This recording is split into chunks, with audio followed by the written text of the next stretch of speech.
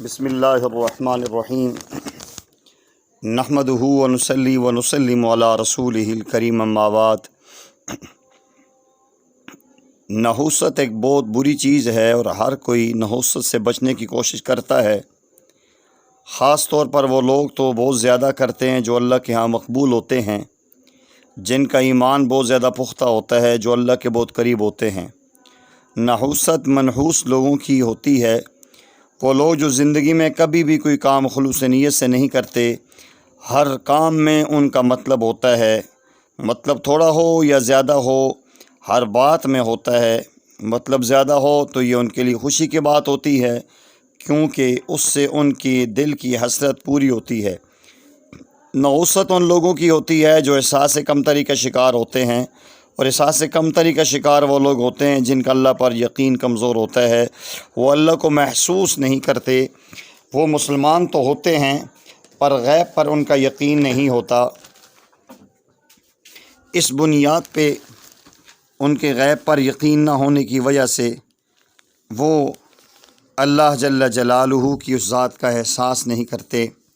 جو مومن ہوتے ہیں وہ تنہائی میں، نماز میں، بھیڑ ہو، رش ہو، ہر آن ہر گھڑی اللہ کو محسوس کرتے ہیں۔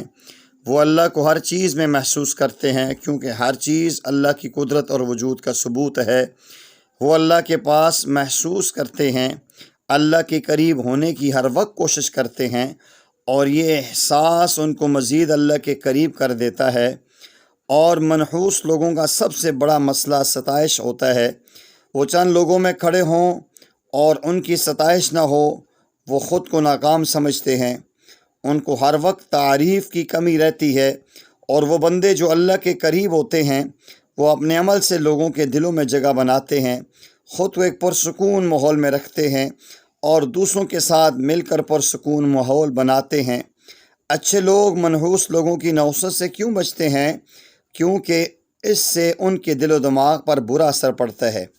اچھے لوگ جب منحوس لوگوں کی صحبت میں رہتے ہیں تو ان کا یقین اللہ جل شانہ سے ہٹ کر منحوس لوگوں کی طرح دوسرے لوگوں کی تعریف کروانے پر بن جاتا ہے، اور ان کے اعمال پر اثر پڑتا ہے، اور وہ اس خوف میں مبتلا ہوتے ہیں کہ منحوس لوگوں کی طرح ہمارے دل دماغ بھی جو ہیں وہ اللہ جل جلالہ کا یقین ختم نہ کر دیں، اور ہمارے دل و دماغ میں اللہ کا یقین ختم نہ ہو جائے، کہ ہم ان لوگوں کی طرح غلط کام پر نہ لگ جائیں اور وہ کام کرنے نہ لگ جائیں۔ اس لیے ہر اچھا انسان اچھے اعمال کو خراب ہونے اور اپنی زندگی کو برباد ہونے سے بچانے کے لیے منحوس لوگوں کی نحوست سے دور بھاگتا ہے۔ نحوست اثر رکھتی ہے جس طرح اچھی صحبت اثر رکھتی ہے۔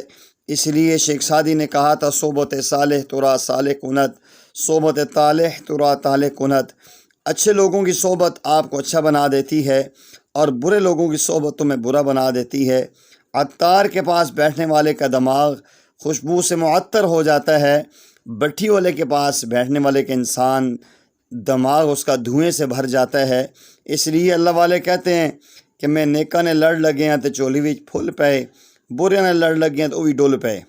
نبی پاک صلی اللہ علیہ وسلم نے فرمایا کہ انسان جب جانوروں کے ساتھ رہتا ہے اس کے اثرات اس پہ آتے ہیں۔ جو انسان گھوڑا پالتا ہے اس کے اندر تکبر ہوتا ہے، جو انسان اونٹ پالتا ہے اس کے اندر کینہ کی بیماری ہوتی ہے، جو انسان بکری پالتا ہے اس میں عاجزی اور انکساری ہوتی ہے۔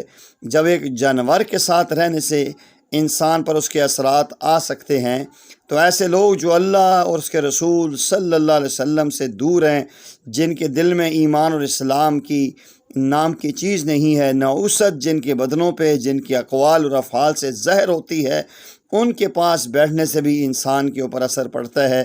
اسی لیے تو پیارے آقا کریم صلی اللہ علیہ وسلم نے فرمایا تھا، الانسان والا دین خلیل ہی، انسان اپنے دوست کے دین پر ہوتا ہے۔ جس انسان کے دوست احباب اچھے ہیں وہ اچھا ہوتا ہے، اور جس کے دوست احباب برے ہوتے ہیں وہ انسان بروں کی صفات اپنا لیتے ہیں۔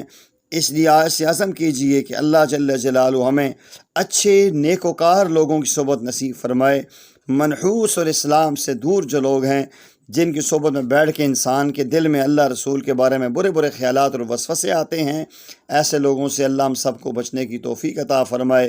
وآخر دعوانا ان الحمد للہ رب العالمین۔